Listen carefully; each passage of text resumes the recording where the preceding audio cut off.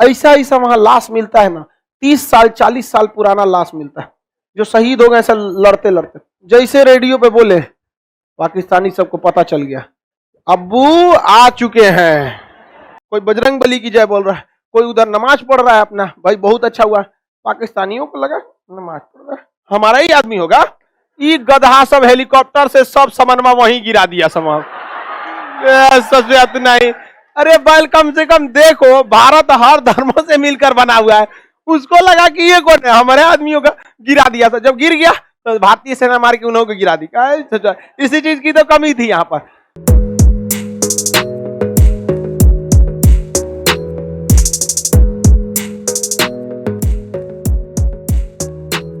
देखिए 1971 में हम लोगों ने पाकिस्तान को बड़ी मार मारा था, और उस समय हम लोग को डर इस बात का था कि अमेरिका उसको बचाने मत चला है, तो उसके 93,000 फौजियों को हम लोग पकड़े थे।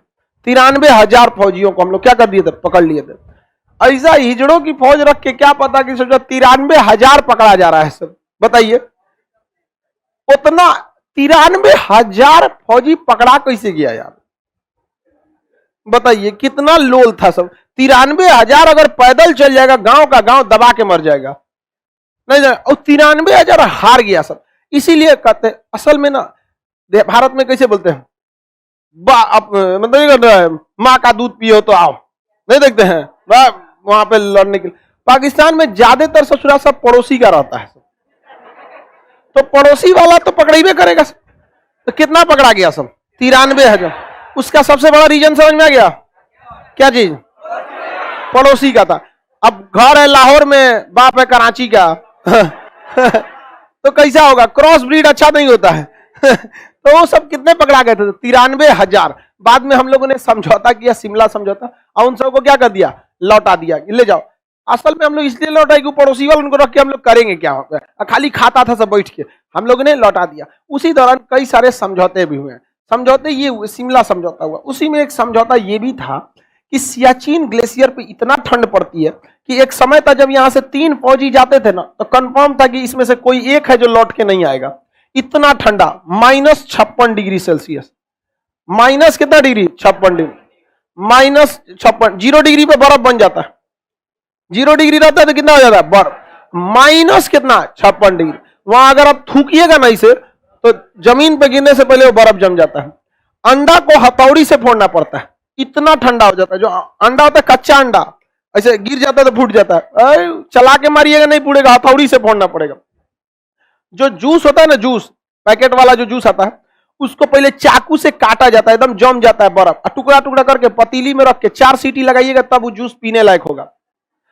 20 सीटी में आलू गलता है, यहां 20 सीटी में आलू गायब हो जाएगा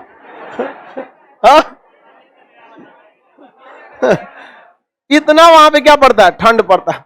सोच सकते हैं कितना खतरनाक। अगर ग्लव्स के बाहर हाथ आ गया ना, तो काट के निकालना पड़ जाएगा।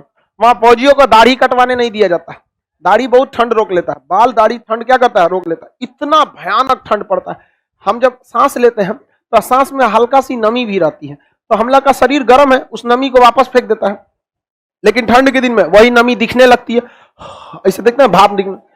अगर और ठंडा हो जाएगा तो जम जाएगा, तो फेफड़वा में कभी कभी बर्फ जम जाता है, मर जाता है आदमी। फौजी ड्यूटी कर रहा है, ज्यादा सांस से ले लिया ना, तो पल्मोनरी करके कोई बीमारी हो जाता है, हाइपोक्सिया पल्मोनरी करके तो बीमारी हो जाता है, मर जाता है आदमी ठंड से। वहां इतनी खतरनाक हो जाता है। चलते चलते बर्फ में चलेगा, अचानक धंस गया, धंस के बर्फ ढक गया, अब खोजना पड़ता है कहाँ गया, तो भाला रखे रहते हैं लोग, आगे नोक नहीं रहता है, मतलब थोड़ा सा नोक तोड़ दिया जाता है। अब भाला खोदते हैं, अगर भाला घुस गया अंदर तो समझ जाएंगे यहाँ नहीं है, अगर जहां रुका तो क्या है, वहीं पे है, तुरंत खोदाई करके निकाला जाता है। ऐसा ऐसा वहां लाश मिलता है ना, 30 साल 40 साल पुराना लाश मिलता है, जो शहीद हो गए ऐसा लड़ते लड़ते। नहीं मिल पाया बॉडी, वहीं दब गया। कभी बर्फ पिघलती है तो बॉडी मिलती है। तो इसलिए पूरी दुनिया फौजियों की रिस्पेक्ट करती है। वहां अपने घर के उन लोग को ना मुखाग्नि मिला, ना किसी को अपने घर की मिट्टी मिली वहां पर, वहां अभी भी है। तो यहाँ बहुत सारे लोगों की जान जा रही थी, जिससे कि दोनों देशों ने समझौता किया कि ठंड के दिन में हम दोनों अपनी अपनी फौज को वापस बुला लेंगे। पाकिस्तान ने भी कहा ठीक है, आप भी बुला लीजिएगा, हम भी बुला लेते हैं।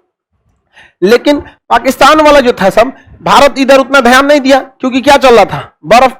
तो भारत कहा कि छोड़ो यहाँ पे कोई दिक्कत नहीं। तो 8-10 साल से पाकिस्तान भी इधर नहीं गया था, ठंडी गर्मी बरसात कभी नहीं जाता था। अब भारत भी इधर 8-10 साल से नहीं गया, लेकिन भारत को गुप्त सूचना मिली कि वहां पाकिस्तान क्या कर रहा है, कब्जा कर रहा है, वहां पे क्या कर रहा है, कब्जा कर रहा है। अब वहां रहने के लिए हमारे पास कपड़े नहीं थे, वहां रहने के लिए बहुत खतरनाक कपड़े की जरूरत होती है। हम लोग 4-4 को रजाई ओढ़ लेंगे तब वो ठंडा मार देगा। रजाई से मायने नहीं रखता किस क्वालिटी का कपड़ा है, उस टाइप का होता है। जैसे एक तो बर्फीले क्षेत्र में जाएंगे ना तो उसके ऊपर एक तिरपाल टाइप का पहनता है, उसको क्या बोलते हैं, चीटर, हाँ वही चीटर, तिरपाल बोलो ना उसको सीधा। ऐसे ऊपर क्या ओढ़ लिया था, तिरपाल, तो ठंडा को क्या करता है, रोक लेता है। उस तरह बहुत हाई क्वालिटी के कपड़े चाहिए जो इस ठंडी में क्या कर सके, सरवाइव कर सके। अब भारत के पास ये था नहीं, और वहां पे बर्फ वो भी जम जाता है, बंदूकों जम जाता है, गोलियों नहीं चल पाता है। इतना खतरनाक कंडीशन में लड़ने के लिए भारत को किस चीज की जरूरत थी, कपड़ों की। अब वो कपड़े बनते थे नॉर्वे में, कहां बनते थे, नॉर्वे में। तो भारतीय सेना नॉर्वे गई, ये देश है नॉर्वे, कही कि हमको ठंड के कपड़ों की जरूरत है। बताइए पूरा, तो कहा कि आप कोटेशन दीजिए क्या रेट पड़ेगा क्या नहीं। तो नॉर्वे से पता चला कि हाँ रेट क्या पड़ेगा, सारा रेट वोट फाइनल हो गया। बाद में उसने, नॉर्वे ने कहा कि हम 2 साल तक आपको ये कपड़े नहीं दे पाएंगे क्योंकि हमारे पास ऑर्डर बहुत ही ज्यादा है, हम जब उनको डिलीवर कर देंगे तभी दे पाएंगे। तो भारत ने पूछा कि किस देश का ऑर्डर है, तो कहा पाकिस्तान का। भारत का हालत खराब हो गया क्योंकि भारत को हमला कहां करना था, हाँ सियाचिन में, और कपड़ों का ऑर्डर कौन लेके बैठा था। और उसके बाद पहले से कपड़े अवेलेबल थे, कुछ के अवेलेबल थे, कुछ को मंगा रहा था। अब भारत के सामने समस्या आ गया कि अगर 2 साल बाद हम लोग वेट करेंगे तब तक तो वहां जम चुके रहेंगे, और 2 साल तक वो पूरा हर चीज को समझ चुके रहेंगे। आप ही किसी शहर में 2 साल रह जाइएगा तो गली मोहल्ला नहीं जान जाते हैं, तो 2 साल में तो हम लोग और कभी नहीं हरा पाएंगे उसको। उस समय इंदिरा गांधी थी, 1984, ऑपरेशन राजीव चला गया, जस्ट उसके बाद राजीव गांधी भी आए थे इंदिरा गांधी की हत्या के बाद।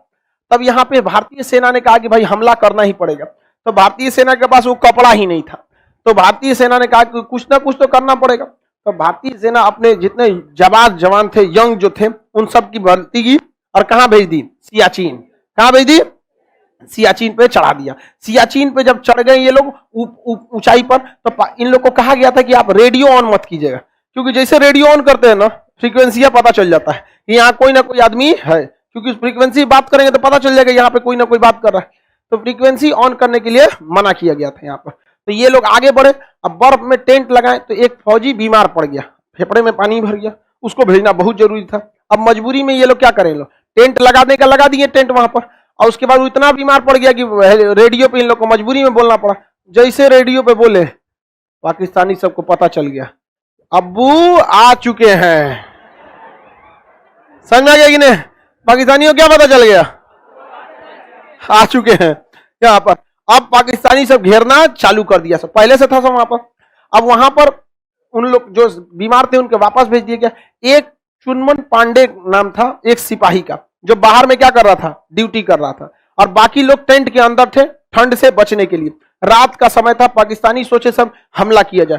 तब तक देखे यहाँ पे चंचल पांडे, चुनमन पांडे, चंचल पांडे ने देखा कि हमको कुछ हलचल दिख रही है, तो चंचल पांडे के ठीक सर पे गोली लगी आके एकदम। तब तक ये अपने बंदूक का ब्रश फायर ऑन कर चुके थे। ब्रश फायर से ना गोली अंधाधुंध निकलने लगती है, तो इधर से ये गोली मारे और उधर से सीधा गोली आके चंचल पांडे के कहां लग गया, सर में। अगर वो गोली नहीं चलाए रहते ना तो टेंट के अंदर सारे लोगों की जान चल गई रहती, क्योंकि बंदूक की आवाज से ही उठे थे लोग वहां पे जो अंदर सो रहे थे।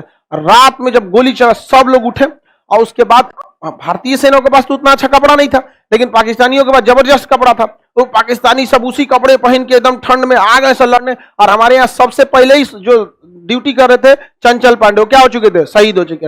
बाकी जब भारतीय सैनिक उठी तो उधर से पाकिस्तान के जितने भी फौजी आते A to Z को मार डाला, कोई नहीं बचा यहाँ पर। बस एक सैनिक शहीद हुआ था, और वो भी पहला अटैक था, पता नहीं चल पाया था बर्फ में, रात में। अब ये लोग नया जगह था, पहली बार आए हैं, और सब वहां पे छुप के 1 साल से था। एक गोली मारा, लेकिन उसके बाद एक भी शहादत नहीं हुई। अब भारतीय सैनिक को बस एक चीज की कमी थी, कपड़ा का। पाकिस्तानियों को उगारे कर दिया वहां उगारे फेंक दिया, नहीं भाई यहाँ पे कपड़ा पहन लिया यहाँ पे, और कपड़े पहन लिया। तो भारतीय सेना में हर तरह के लोग रहते हैं यहाँ पर। कोई देखिएगा, कोई सिख है, कोई जैन धर्म का है, बौद्ध धर्म का है, इस्लाम धर्म के, सब धर्म के रहते हैं लोग। सब लोग अपना पूजा पाठ भी कर लेते हैं। तो सारे फौजी ड्यूटी कर रहे थे, अब पूरा ड्रेस व्रेस पहन के, और उधर से रेडियो में आ रहा था तो पाकिस्तानी बोल दिए थे सब कि हमारे ऊपर बहुत भयानक फायरिंग हो रही है, अब्बू फायरिंग कर रहे हैं। समझा गया कि नहीं आ गया?